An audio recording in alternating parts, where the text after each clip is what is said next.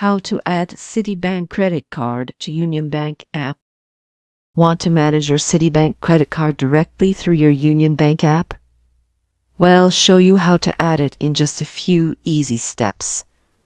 Open the Union Bank app on your smartphone and log into your account as usual. Once you are in, head over to the main menu and look for Accounts or the Link an Account option. Now, choose Link External Account or any option that allows you to add accounts or cards from other banks.